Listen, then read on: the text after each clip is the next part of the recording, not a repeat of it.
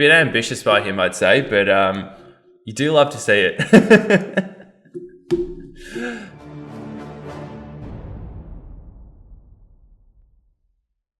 Yeah, versus this really small 3-bet. I mean, we're short as well. We are just going to look to 4-bet and get it in. And we're going to kick this off just, with a lot of checking. A couple things we could do here. We could consider 15 or 25% range betting. I think 15 is a little bit better. The small blind actually has a bit of an ace-x advantage than us. So going super, super small, particularly with how short we are, probably just puts a bit more pressure on his range. And we are just going to just continue with the call versus this really small raise. We're going to have to fold this.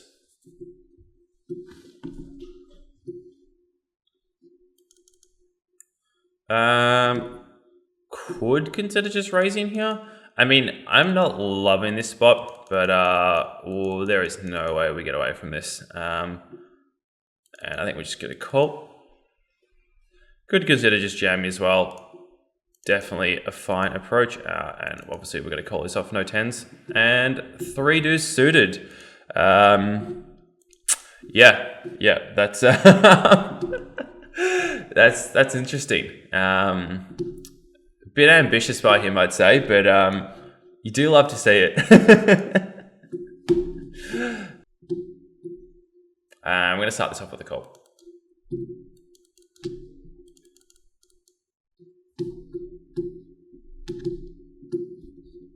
Alrighty, super small size. We have to do a lot of check raise because there's ace-ace boards. It's like this strategy of min opening and then quarter bet on the flop. It's actually super, super tough to play against. It's really, really easy to overfold. And now we are just going to check here. This just really sucks for us. He has all the boats in terms of 10 suit kings, which we don't have all the time. And we'd basically just be going really enormous and saying that we've got ace-x. I am just going to go for something like this. We're not going to win very often, but we're also not going to win by checking. This is an interesting spot. I'm going to actually check here because if he jams, he's going to put him in a real yuck spot and I can actually reopen the action. And I think in a multi-way spot here, this is just going to be no good versus the 3 barrels. Versus smaller sizing, we could consider it on the river. But I think we're going to have to let that go. Definitely do want to put more money in somehow, but it's going to be pretty obvious we have it if we raise. I think we are just going to have to do something like this though still.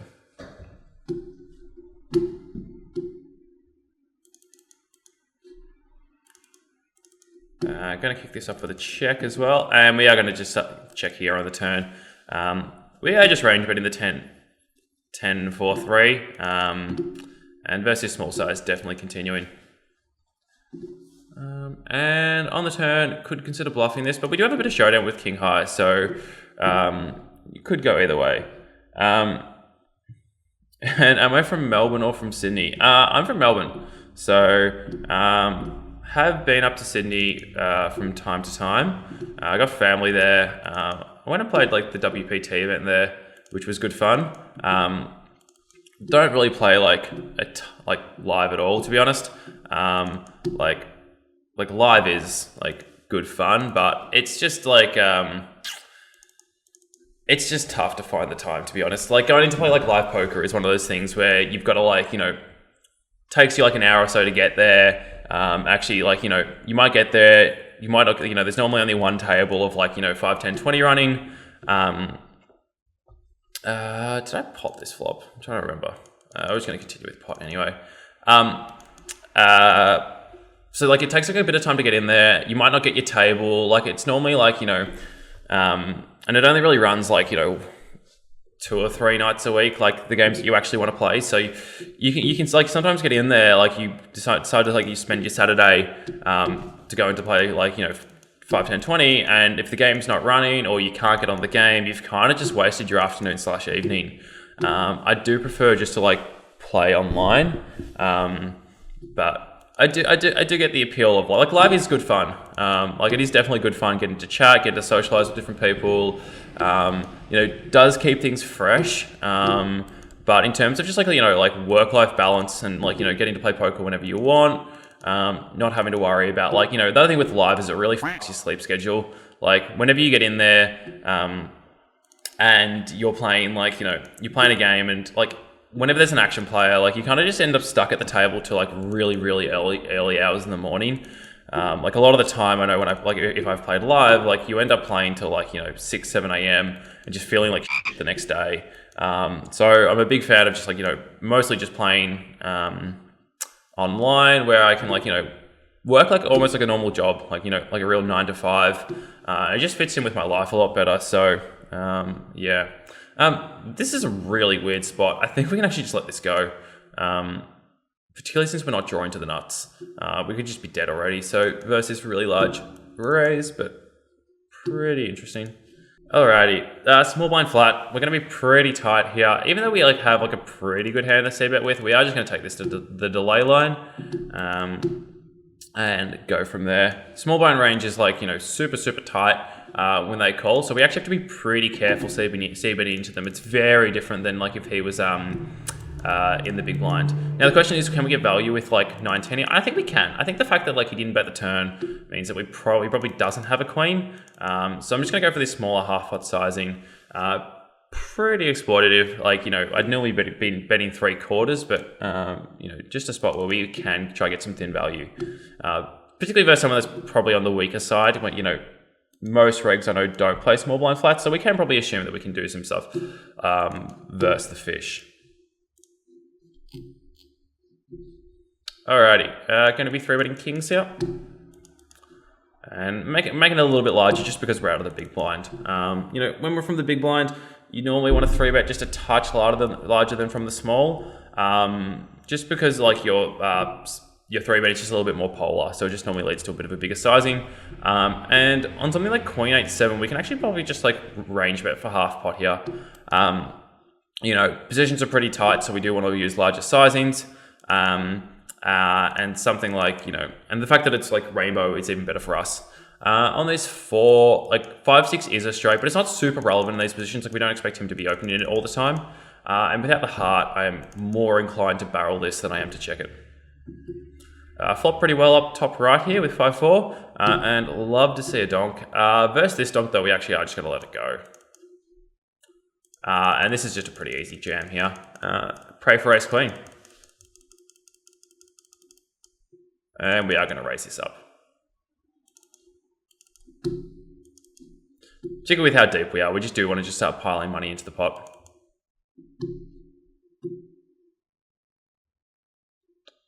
And we win a stack. And yep, ace queen. There we go.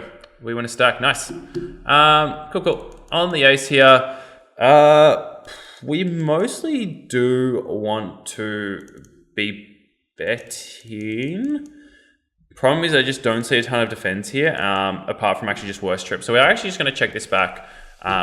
When he only calls the flop and calls again versus the raise, he basically either has like 10x or 4x, and we actually have like one of the worst 4x combos possible. We are basically just targeting 10x now. So I don't think we need to go very big, unless he has like something like ace 10. I think we can do something like this though. And we have the same hand, so it gets pretty tight though. It's not a spot where we can just start blasting for stacks, because on that ace turn, he's going to basically fold all of his 10x. So we actually have to think about like, you know, what we're getting value from, and he has a ton of trips that actually beat us there. So not like a great spot. And here we're going to check with the pair. Can 3-bet this. This is probably fine. And like versus like the 3x, like, you know, stuff like this makes me think that it's like, you know, probably likely a recreational player. So we are going to start with a check. Could consider raising this, but I think we're going to call this time. And we are going to check this behind it again.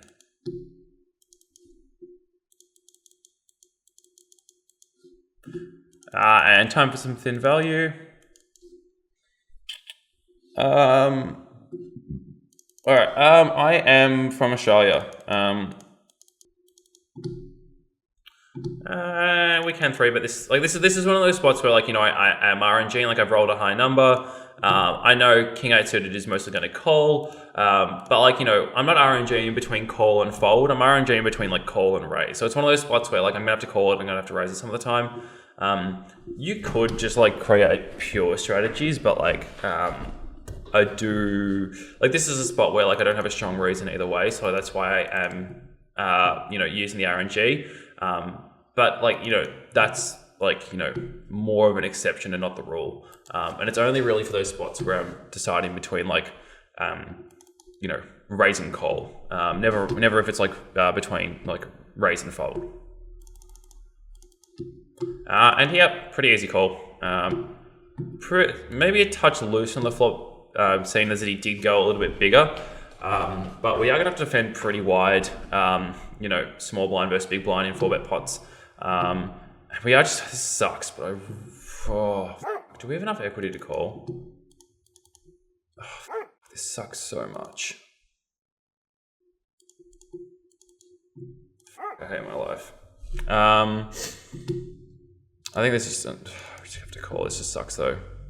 Oh. What the fuck was that? Bloody hell. I was like shitting them there a little bit. Just didn't feel like a really nice spot. But yeah, we just always have to call. We just have way too much equity. And like he could just be bluffing and we could just be ahead. Question is, do we bet or do we check? I am going to go for the thin value here. And this is a spot where we're not going to have a ton of raises versus the big sizing, so we're mostly just going to continue as a call. When he goes for this big sizing on the turn, like he basically is saying he has a flush. We actually don't have like a great flush, like we are pretty deep still as well, so we are going to just like continue with a call. And we are just going to call rivers now. Question is, do we want to get value on the river? I think the fact that he's checked means that we probably can actually. It's only really there's only a couple of hands that beat us. Yeah, like we could have considered raising the turn, but like, you know, it's just a spot where like, you know, they're actually representing pretty thin when they do that. Like then, like, you know, they actually really shouldn't be betting stuff like sets or two pairs for that sizing. So like, you've got to think about how strong your flush actually is in a spot like that. Versus this player here, I'm actually going to assume he's a weaker player just because he's short. And because of that, we're just going to check this back. Try to give him a chance to check twice. And we are just going to fold turn, unfortunately.